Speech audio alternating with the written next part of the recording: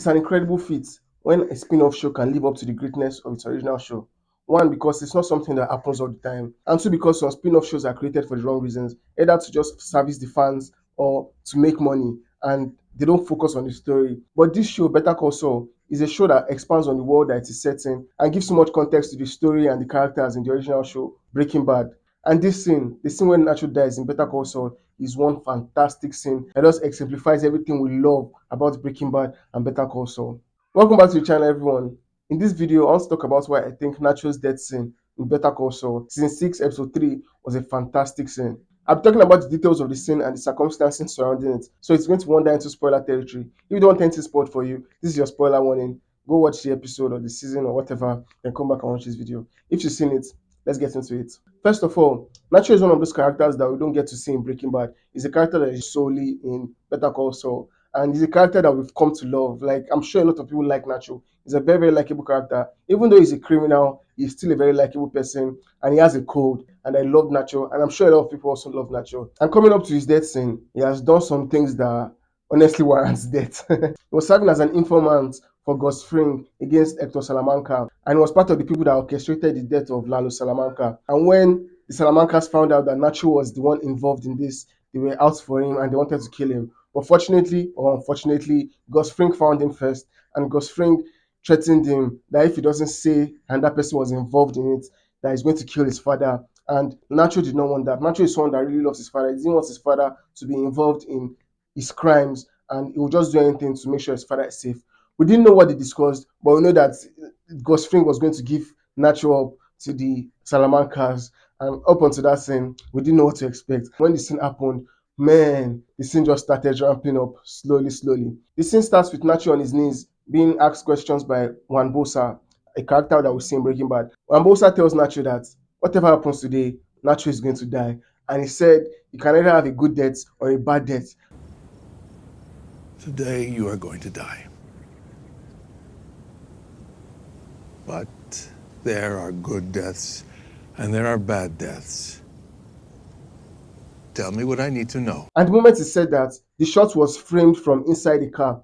Inside the car, showing some torture equipment, some things that could be used to torture someone. So that is like hinting towards a bad death. Wambosa says bad death, and bad death could be a death that will be tortured till you die. And the filmmaker, as the director of the episode in that moment, he chose to show that frame from the point of view of the things that they're going to use to torture Nacho. That is a very, very subtle detail. Like, not everybody is going to catch that detail, but it's a very subtle detail that insert. If Nacho does not give them what they want, this is what is going to happen. They've already showed the things that they're going to use to torture him. That is one brilliant addition to the scene, and it's something that elevates the scene. And the fact that they don't even have to see anything, just have to position the camera somewhere and show you this thing, is something that just elevates the scene to greatness. And that's one thing that Breaking Bad and Better Call Saul do extremely well. They tell stories with the camera without even saying anything. So the scene progresses, and Nacho starts talking. He lies that it's someone else that told him to do this thing. It's obviously a lie, and Don Hector does not even buy it. Don Hector starts ringing his bell furiously. Ding, ding, ding, ding, ding, ding, ding, ding, ding. He doesn't buy his lie. Of course, they're not going to buy it. You have to be much more convincing. Starts explaining why everything happened the way it was. And it was obviously a lie, but he added some elements of truth to it that made the lie work so well. He belittles Gus Fring, saying, "The chicken man, what a joke." I like that line. What a joke. Him? You think the chicken man? What a joke. So he was able to absorb Gus Fring that I really liked. He did it so casually. He belittled Gus Fring like this small thing. What a joke. I love that line, the way Nacho delivered it, and he kept on talking. He says this rival cartel has been paying him for years, but they didn't have to pay him. That he would have done all this that he did because he despised the Salamancas. And at that moment, you could see the Salamancas boiling. That you that we trusted, you betrayed us, blah, blah, blah. He insulted them. He said they are sick folks and blah, blah, blah. He just went crazy on the Salamancas. And you could see them already boiling that this guy, they're definitely having a bad death. And there's something I liked in what Nacho was doing. Salamancas were on his left and Gus Fring on his right, I think. I can't remember the positioning, but I think the Salamancas were on his left and Gus Fring was on his right. So he was looking at the Salamancas and he was talking that you sick folks, blah, blah, blah, insulting them. Then he wanted to deliver a line about Lalo. Then he faced Gus Fring and he said, He's a soulless pig. I wish I had killed him myself. I opened Lalo's gate, and I would do it again, and I'm glad what they did to him. He's a soulless pig, and I wish I killed him with my own hands. And the moment he said that, you could see it on his face that that was genuine. He was so honest about it. Like the other part, there was some hints of lie in it, and he was just saying some things. But the moment he faced God's finger and said Lalo was a soulless pig, and he wished he had killed him himself.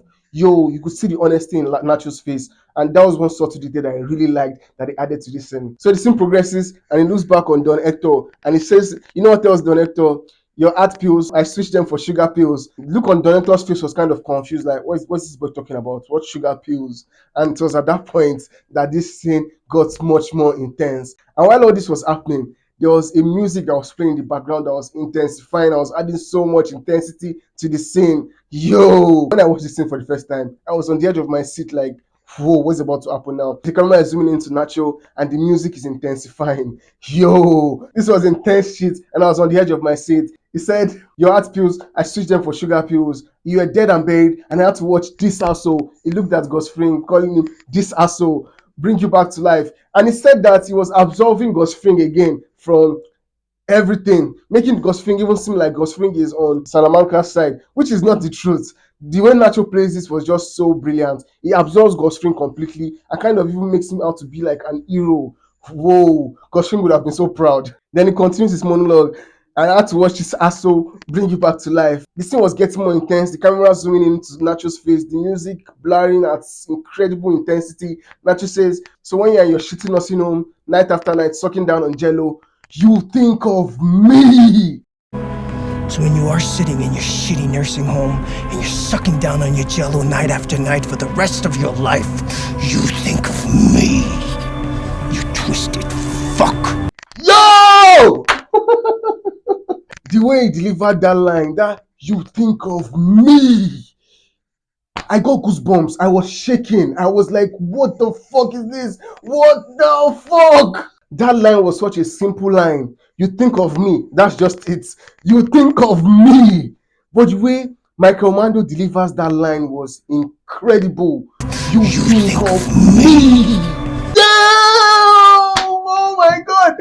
That thing gives me goosebumps. The way he delivers that line was so precious. And I was like, yo, this is a side of Nacho I have never seen before. And it was so good to see. And when he delivered that line, looking at Don Hector, and I was like, yo, it's like I'm seeing a different beast. It was so good to see. It was incredible. So at that point, they've gotten what they wanted to get from Nacho. But Nacho still had one last trick up his sleeve. He was holding a glass. He brought out the glass, stabbed Wambosa in the leg, and grabbed his gun and held the gun to his head. At that point, everyone else just brought out their guns and were pointing it at Nacho. And I was like, yo, what the fuck is going to happen now? Then we cut to Michael in the distance. Michael has been in the distance watching through a scope. And he says, "Do it." And at that point, I was like, do what? What is he going to do? Is he going to kill Wambosa? At that moment, I realized, wait, every character in this scene is in Breaking Bad except Nacho. And I was like, yo, do what? Is he going to kill himself? At that point, I was so afraid. Like, is Nacho going to kill himself? And then he looked at the Salamancas. He looked at Gosfring. He looked at the Salamancas again. And he looked at Gosfring for the last time. And that last look he gave to Gosfring was like, okay, I'm doing what you want me to do now. I've absolved you of everything. So make sure my father is safe. He's not saying all those things, but you can see it in his eyes that this is what he's communicating. The way he looks at Gustavo Fring. After he looks at Gus Fring, he looks into the distance, looking at Michael. He's not really seeing him, but he's looking at Michael and knows that Michael can see him. He looks at Michael like, okay, I am doing this. Protect my father, something, something. Just make sure my father is safe. Because that is the reason why he's doing this. Then he puts the gun up to his head, then he blasts himself and he kills himself. And I was like, damn, damn, damn. That was an incredible scene. All this while, the music has been intensifying, ramping up to the climax. After I finally pulls the trigger, blasts his head in the head, he slumps down, and the music descends and fades down. And I was like, yo, yo, this is incredible filmmaking. That scene was precious. Everything was done right. The dialogue, the delivery, the fucking delivery. Yo! Nacho delivered his lines to perfection. The performances, most of the actors in this scene, they didn't have to say anything because it was Nacho that was talking the most. But their performances were so on point. Their looks were saying a lot of things, especially Mark Margolis, Don Hector. His performance in this scene was incredible. You see him feel anger, you see him feel confusion, you see him feel regret, you feel him so much emotions without uttering a word. Man, that was brilliant to see. All the performances in this scene were incredible. The direction, spot on, and everything was just superb. And although Nacho died, the character I really liked, the character I'm sure a lot of us really liked, although he died in this scene, it was a death that was definitely a good death. It was a fantastic death, and he went out on his own terms. And man, it was so good to see, and just elevated this scene to a much greater level. So have you seen Nacho's death scene in Better Call Saul? What do you think about it? Comment below and let me know. This is your first time on my channel, my guy. Please subscribe to my channel for more content like this. Thank you for watching. See you in the next video. Cheers.